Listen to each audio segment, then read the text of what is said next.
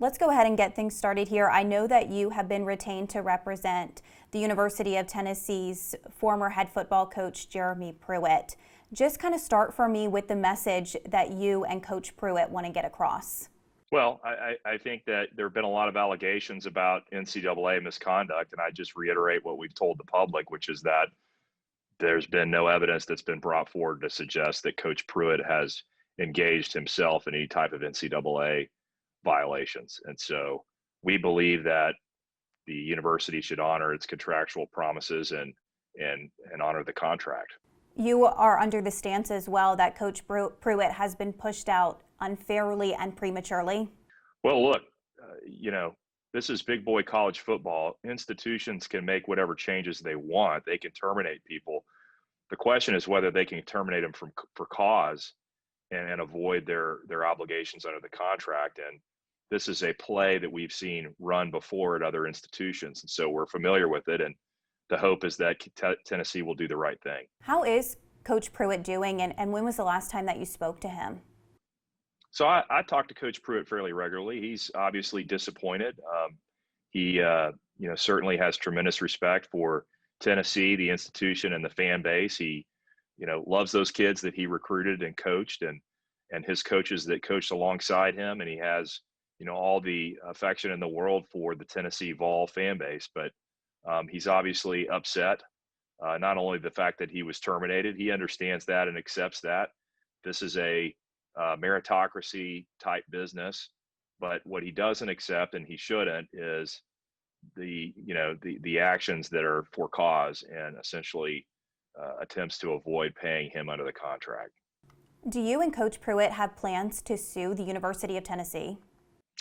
Well, I'll tell you this, I'm not going to discuss what my legal strategy is on behalf of Coach Pruitt, but nothing's off the table. We're going to represent him to the fullest extent and aggressively pursue whatever claims or legal remedies he has to enforce the contract. I'm curious too. I know that you are based in Dallas. So how did Coach Pruitt come to retain you? How did you guys kind of meet up? I know that as well you have represented football coaches in the past. I think when you start talking about representation of college coaches, whether it be on the agency side or certainly on the litigation side, it's a relatively small pond. So if you represent people in that area, invariably they will come find you. I'd like to think it's because I have a good reputation, but I think also it has to do with I've got experience with the play that's being run right now. I have seen that in doing a little bit of background research as well. I have seen that you have been successful in these type of endeavors in the past. Are you confident, or how confident are you that you will have the same type of success with Jeremy Pruitt? Are you confident that you may be able to win him some money back as well, like you have with football coaches in the past? Well, there are a lot of things that I don't have control over. The facts are the facts. Certainly, there are people that will make decisions about this case if it unfortunately proceeds to a formal legal proceeding. I don't have control over what a decision maker ultimately does, but I'll tell you this: that in my experience, the brunt of the result of doing this is usually much harder on the institution than it is on the coach. I don't believe that this is a good business practice in the long run. Let me ask you about this too, because we have seen some national reports of allegations of cash payments being disguised. There are even rumors floating around about coaches handing out money using McDonald's bags. Is there any truth to these rumors? Well, I'm glad that you brought that up. I can tell you this, in the context of this case, and I'm not at liberty to talk about the specifics. I want to honor the process that the NCAA contemplates under its rules. But I'll tell you this, no one, underscore no one, the NCAA, neither the NCAA nor the institution have presented any evidence to suggest that that's the case. There has been, I want this to be crystal clear to your viewers, there's been no allegation whatsoever that Coach Pruitt or any other member of his staff was paying recruits to come to the University of Tennessee cash money in McDonald's bags or anything resembling that.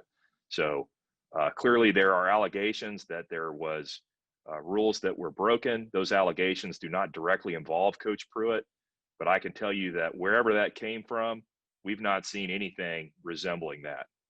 I want to piggyback off of something that you said earlier in this interview. You talked about this being a trend, that you've seen this and worked with this before. Is that something that you really do feel like is happening at a more frequent pace? What you say is, coaches kind of being pushed out prematurely? Well, being pushed out prematurely has not changed. I mean, coaches get fired with terms left on their contract. As long as we've had professional coaches, that's been the case. The trend is that the salaries for these coaches, as the salaries have increased, the stakes have increased, right? And the market commands that. A guy like Coach Pruitt, when he was hired, certainly was a hot commodity. I think he still is a person that's in demand. But what has changed, what the trend that we have seen is that there's this playbook that is run, which is let's try to find a basis to pin an NCAA violation on the football program. Let's try to attribute that to the head coach in some form or fashion. Let's utilize that as a basis to terminate him for cause, and let's avoid having to pay the buyout. When the reality is that it's a win-loss situation. If the wins don't justify keeping the coach, then you want to terminate him. That's fine, but you got to pay the money under the contract. So that's why people like me have a job. And my goal is to take care of my clients, and that certainly includes aggressively taking care of Coach Pruitt. So what comes next now, and what type of time frame are we looking at? So that's largely not up to me. Ultimately, Tennessee can decide whatever they want to do. They've certainly publicly said they're not going to pay the money. They've publicly terminated my client. They've leaked information, it appears, in terms of his termination letter and other things of that magnitude. Our position is that they need to do the right thing, and if they don't, we're going to pursue every available, legal avenue there is.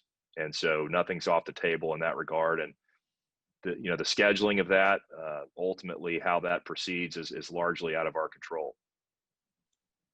And what about partnering with a local Knox County attorney? Are you going to be partnering with someone local here just for paperwork, filing, that type of thing? I'm not going to talk about what my legal strategy is, but we certainly, we have contacts in Knoxville that we will be working with, or in Tennessee.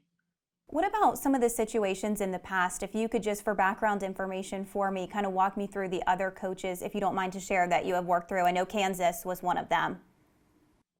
Yeah, so I can't, there are some that I won't talk about simply because they may not be public, right? And there's some that I'm representing presently that are not public. But if I said the names of those individuals, you would probably know who they are. But I'll just tell you that the public needs to know every time a coach is terminated and that coach has terms left on his contract, this is an issue that, it can come up depending on what the institution wants to do. And so I think the record is real clear on what happened in the case of David Beatty. I don't want to rehash that. I would encourage anybody interested to go look, but it's a similar playbook that was run. And I think anyone being honest about that would say that it was a bad play and a bad play to run on the part of the institution. And it's a play that, frankly, I think they're still going to pay for, not simply through the civil litigation, but they've got NCAA considerations to deal with now in the wake of that.